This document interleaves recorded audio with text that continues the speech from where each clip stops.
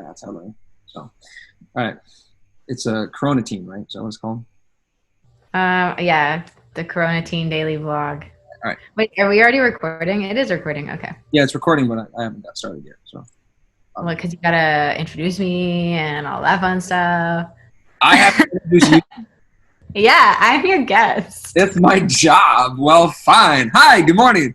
My name is Mark. I'm Smeltzer. Welcome to Get Marked Up. Today I have, this is actually the second time I've had Shelby on the show. However, you were the second person that I interviewed. Technically. Hi, Shelby. Wow. Hi. You just made me sound so cool, and then you trashed it. Like, technically.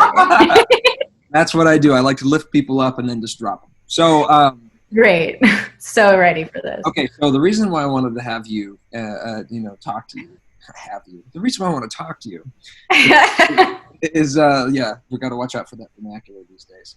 Is because you've got a thing going on YouTube. Yes. And I want to know what it's all about. Okay. Well, I have called it the Coronatine Daily Video Blog, and I've watched either both fiction movies and just regular NASA tapes of people documenting what their experience is like as they study something. And I thought it would be cool to see what the effects on a human are when they have to be quarantined. And because I just started doing this because we don't have any data on that as a society, because of the fact that this is the first time we've ever been quarantined with video cameras and computers and any way to actually do any of that. So it was initially just supposed to be like, you're saying that people in the 1800s weren't taking selfies? No, they were not. I'm sure they were taking selfies in the sense of, I'm going to sit here in one position for 3 days while someone else paints me. Yeah. Because I'm in quarantine, and what else are we supposed to do? Okay, so before we get into, what you discuss, because I know that you're going to do an episode here in a little bit. Yeah. I know that you started on the wrong day.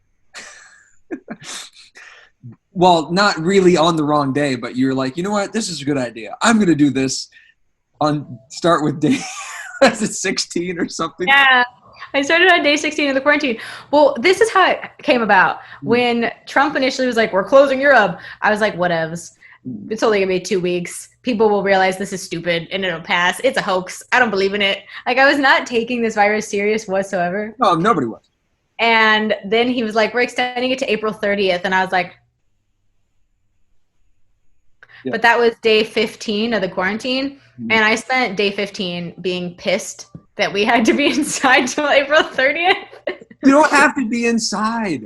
You know what I mean? Like, we can't like go back to work and like have normal interactions. One of my favorite things about LA is like going to the Magic Castle, and I can't do that. So the Magic Castle. I've never been. Dude, I got contacts. I can take you. Because it's like an invite only. You have to like know a magician. After April 30th. Let's rock. Yeah. So yeah, I spent day 15 being pissy about it.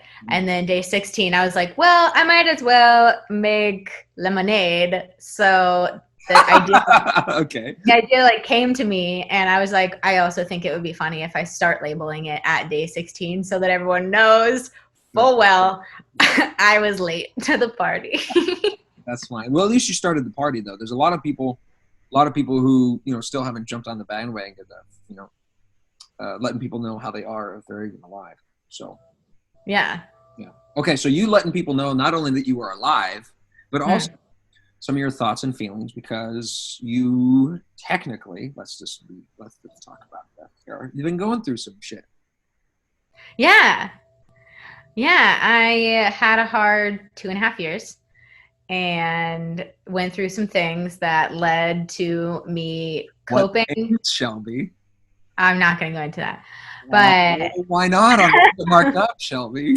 Come on, give us a little something. Give us something. What was something that you're like, you know what? This is a thing that I have to overcome, and it's taken me 2.5 years to do it. I went through, about this. You were like a good friend to me through this process of a very emotionally abusive relationship. And just realizing I was dating a narcissist and someone who had like not statistically, what am I even talking about? Like psychologically, like love bombers or narcissists will love bomb in the beginning so that you don't realize, because they just tell you you're great. And I think I'm great. So when someone tells me that I'm great, I'm like, yeah. And so when he was so, thank you. When he was so like obsessed with me basically, but not in like a creepy way, I just kind of fell into all of that. And then when the abuse started, I had already created this emotional attachment on my end. And I just kept, I've talked about this on a quarantine video, like a Coronatine video, that I'll pick at people and try to dig out their problems. And I just started seeing all of his deep damage. So I was like picking at it. And it got really scary. And it was really hard to come back from that. I remember for me, it was, can I cuss? Yeah, you can cuss. As a kid, there was this neighbor kid who came over and was playing chess with me, and he was doing it wrong. So I tried to teach him how to do it, and he told me I was doing it wrong, and I wasn't having any of that. And then he was like, just shut up. And I got so mad, and I was like, nobody tells me to shut up. And I threw him out of my house. And never this. Yeah, I hate shut up. Like I will, that's like a trigger word for me. Like you tell me to shut up and like I'm letting done.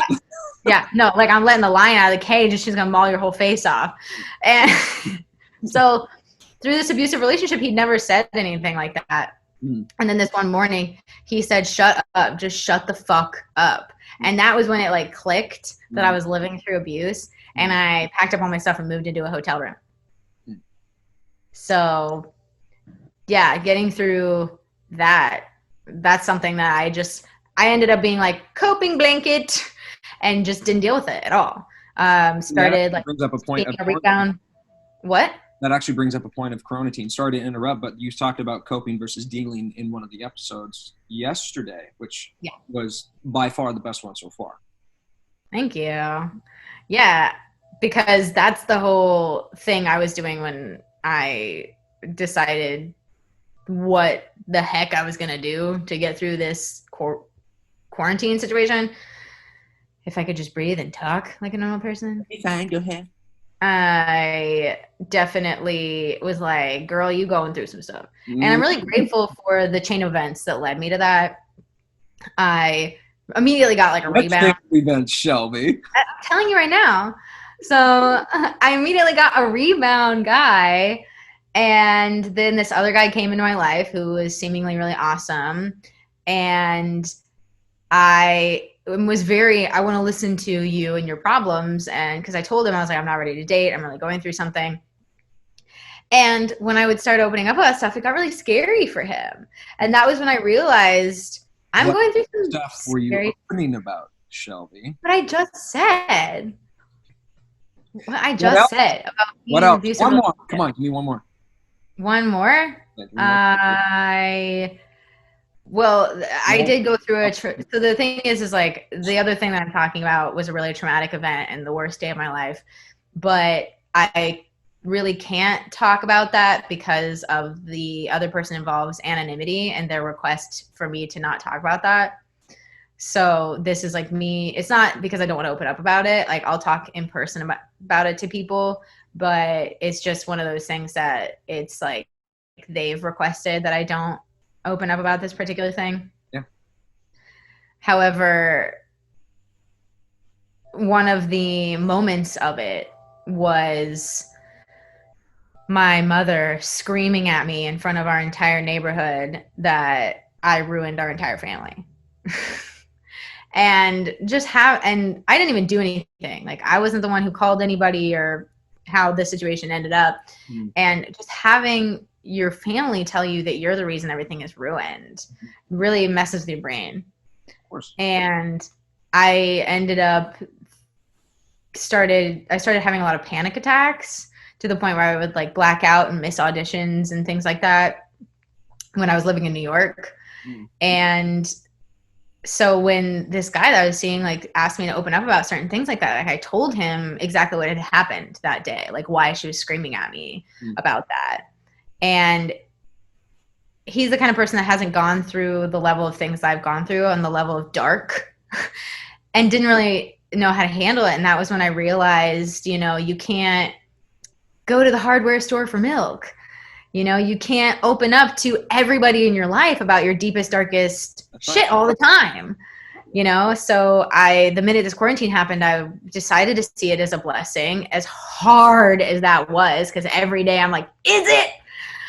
I chose to just meditate and dig up my own stuff. And I know you and I had this conversation about it one night, about how I just wanted to take this time to really like meditate and go through recovery and really take a good hard look at myself in the mirror.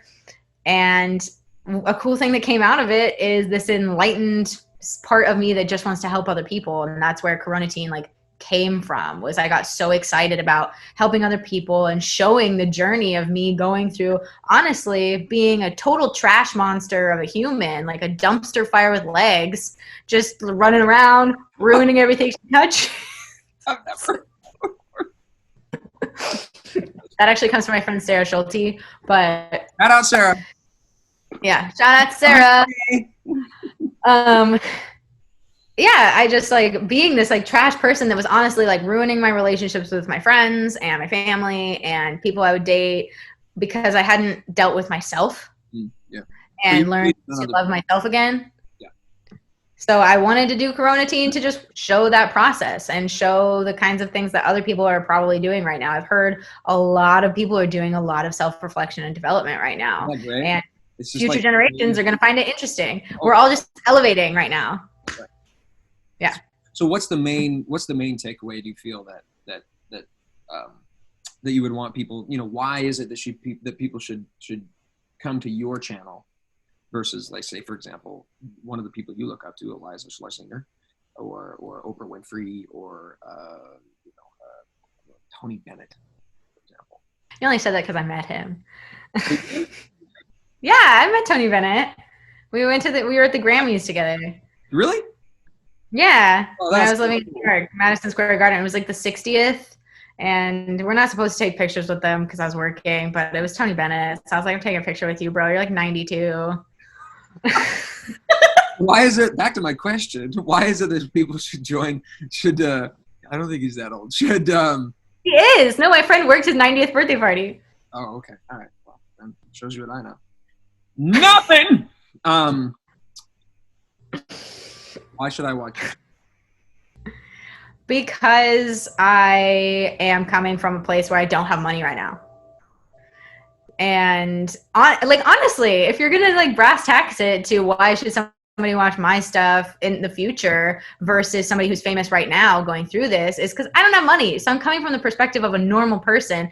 And when I am famous, I'm going to end up coming to the cream of the top when they're looking at who should we watch that went through this, just like they did with Anne Frank, you know? Well, she didn't really have a sequel, but, you know. No, but like what I'm saying is she got really famous in history because they found her diary. Yeah. And that's such a bad joke. All right. A big thing, it is, and I chose to ignore it. Yeah.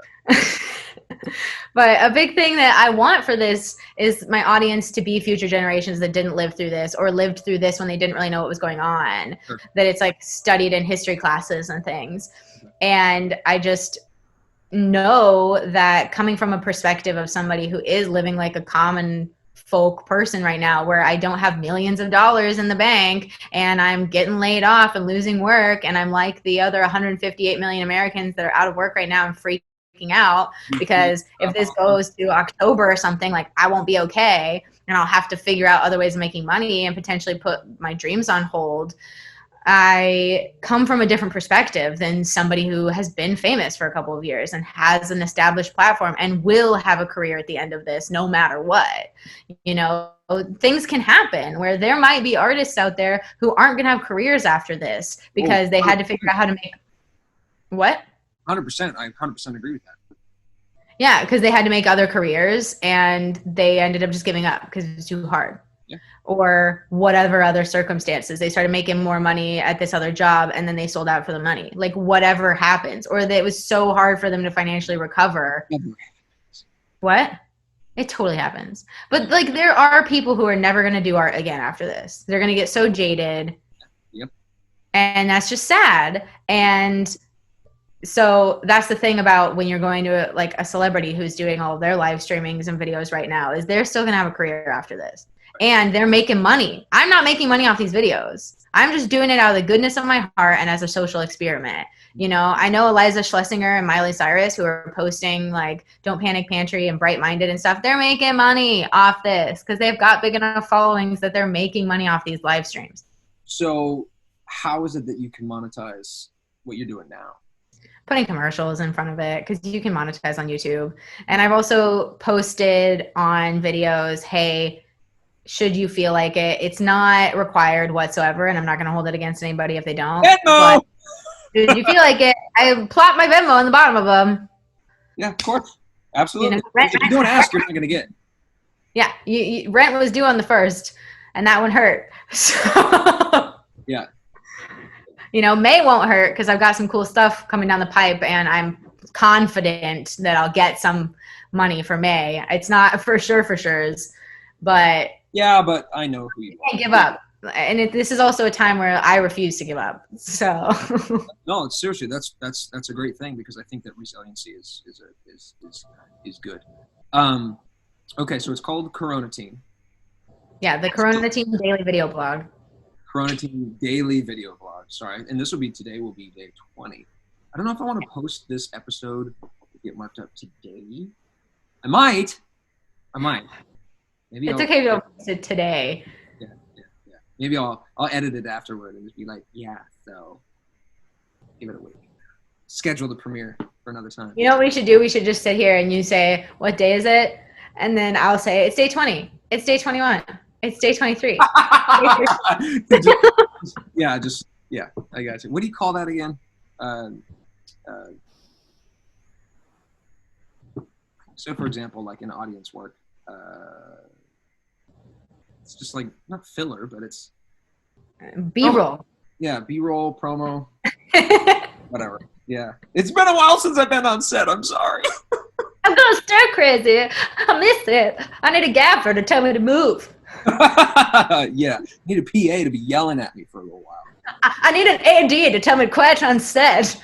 Exactly. Yeah, that's funny. You miss set, don't you? Oh God, yeah. Yeah, same here. It's the energy. It has such a different energy. People used to tell me that before I worked in film. They were like, you got to learn the flow of a set. And I was like, what are you talking about? It's probably just like any other job. I know how to wait tables. It's fine. But it's the same thing with waiting tables. Like a restaurant has a different flow than a film set. And just the energy and the flow of a set, so beautiful. Dude, I 100% agree. I agree 100% for sure. Okay, so with this Coronatine Daily Video Blog, what are some of the upcoming episodes that we can be looking forward to from Shelby Sloan on YouTube? Shelby Sloan, only Shelby Sloan on YouTube. Yeah, and it's my face. So super hard to find. Awesome headshot. Oh my God, thanks. I need to get new ones soon.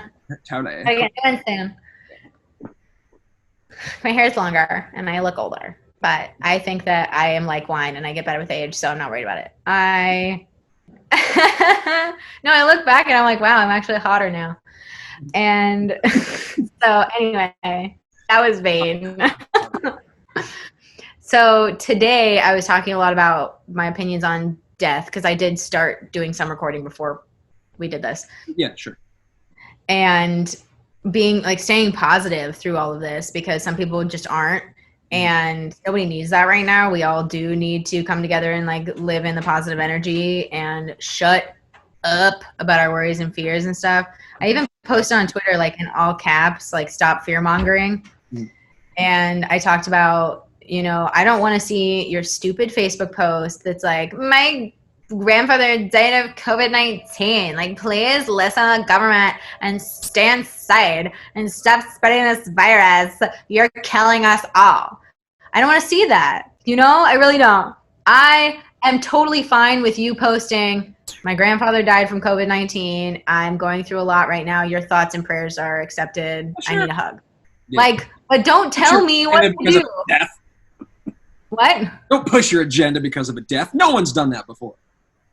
People always do that. But it's just, right now we need to come together because everybody's scared and everybody is in the same boat, essentially, even though we're all in kind of different boats. We are all in different boats.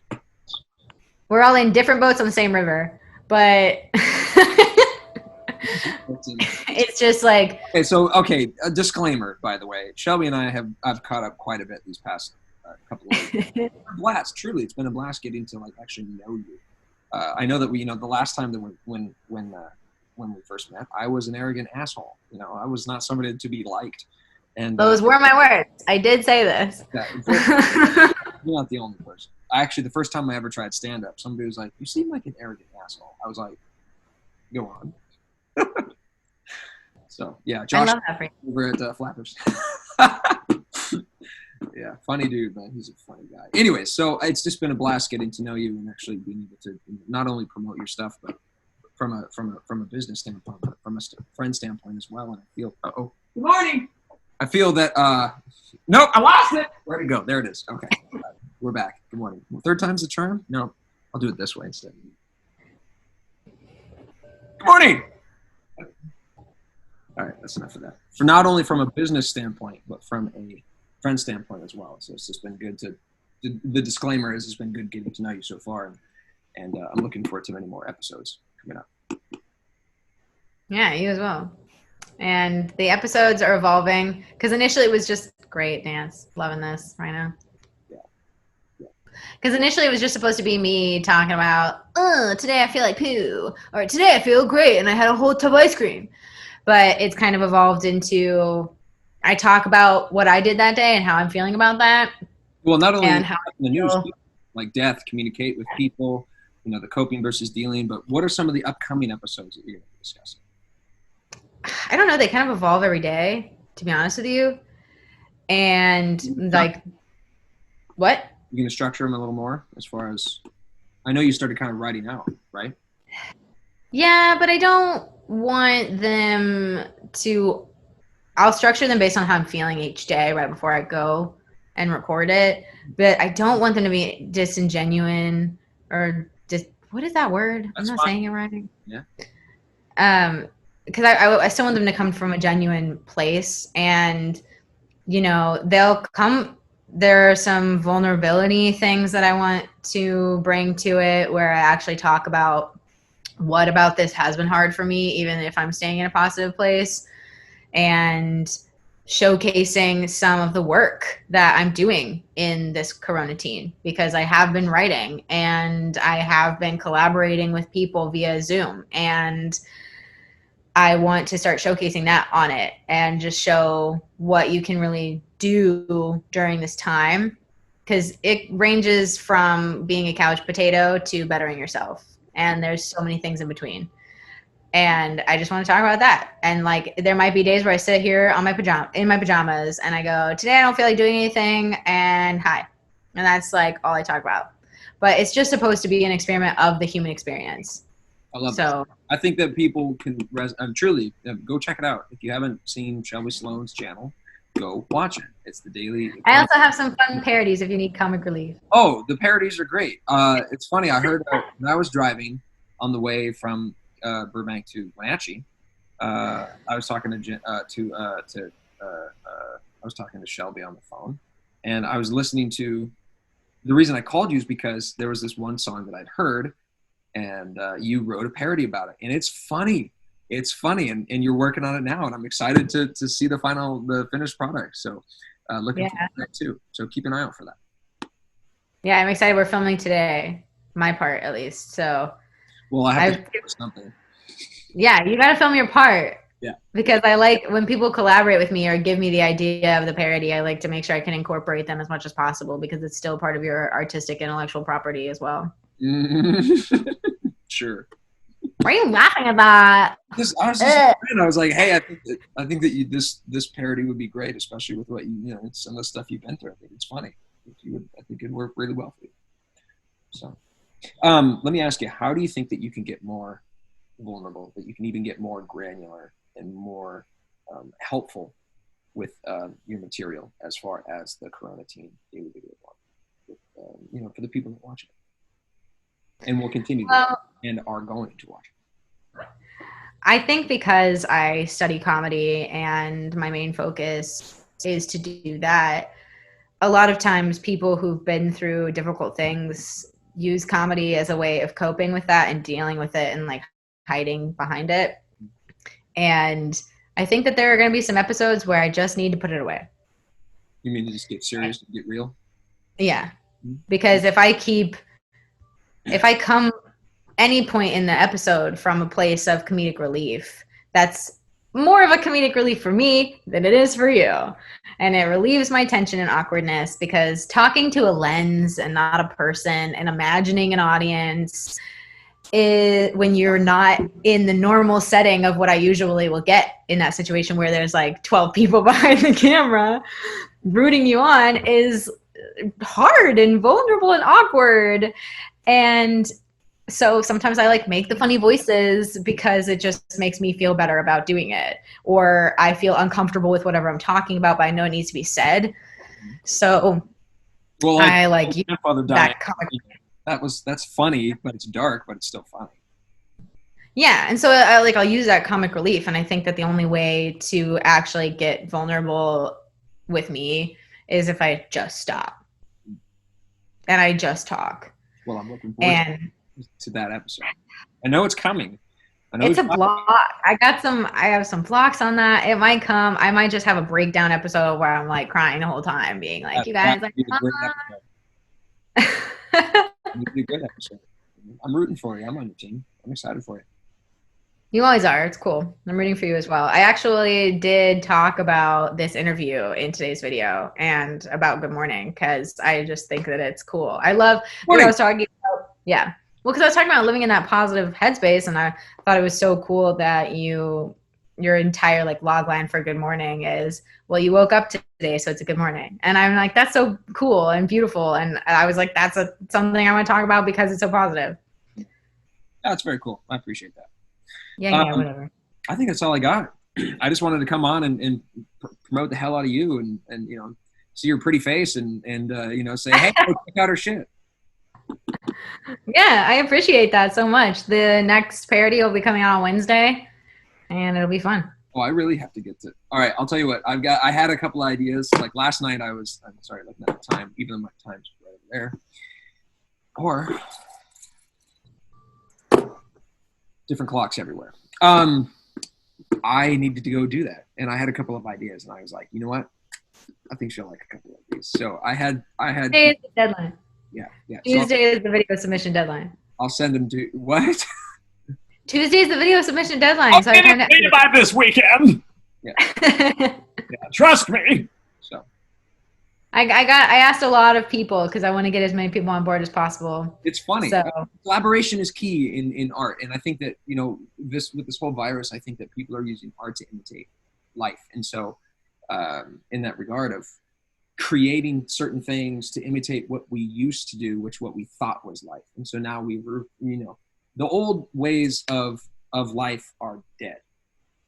The new ways of life are growing and going to become something, and they're I'm not going to say festering, but in a way they're surfacing. So we're all living, this huge collective conscious. They're just raising the vibrations, and I'm super excited for this new way of life that we're going to be able to experience as a whole. Have you seen what casting calls are paying actors right now? It's amazing. Like, everybody's just getting fat rich in Hollywood right now. And the second this is done, getting a project funded is going to be a lot easier because everybody's just getting fat, dumb, and happy. Sitting on all the projects making money. They'll be like, yeah, we need this project done. We need this project done. We need this project done. They're going to watch so many shows that they're going to be like, I need a new show to watch. Like, it's going to be great. It's true. I'm so excited. I'm so grateful that this happened. And I'm grateful for you. And I appreciate you for opening up and being real and talking about some of your shit and helping people as well. And so if you want to be able to follow Shelby, make sure you go do that. She's online. She's on Facebook. Shelby Sloan. It's on Instagram. It's on YouTube. Do you have a Twitter? Yeah. Okay. I don't know if I think I follow you on Twitter, but my Twitter is less funny and more mean. Okay, cool. Well, I know. I mean, I know you have like you're like half mean and half nice. So you have this. You're very. Yeah. It's because I'm honest. That's how that works. You are harshly honest. So that's yeah. I look forward to chatting with you again soon. Yeah, I'll talk to you soon. All Thank you right. for having me. It's always fun. This is it. I should have said this at the beginning. We're like, all right, that's it. Now we're gonna shoot the shit. It's a cute top, by the way. That's awesome. Is that what you're wearing today? Yeah, it's the sweater because it's cold outside. Yes. Yeah, it's chilly. All right. You're my child. Well, get to work. Have some fun, and let me know when that thing is the video is posted, and I will. Yeah, always for sure. All right. All right. See you around. I'll see you later. You look great, by the way. Oh, do you like my heart shirt? Are they red? Yeah. Oh. Yeah. I do like it. Yeah. Dude, TJ Maxx. It's got some great stuff. It does. TJ Maxx, Ross, Marshalls, like they have amazing material. And I don't even want to talk about what I paid for the sweater, so. All right. Well, we'll chat another time about your sweater. All right. I'll talk to you later. All right. Have a good one. Good morning.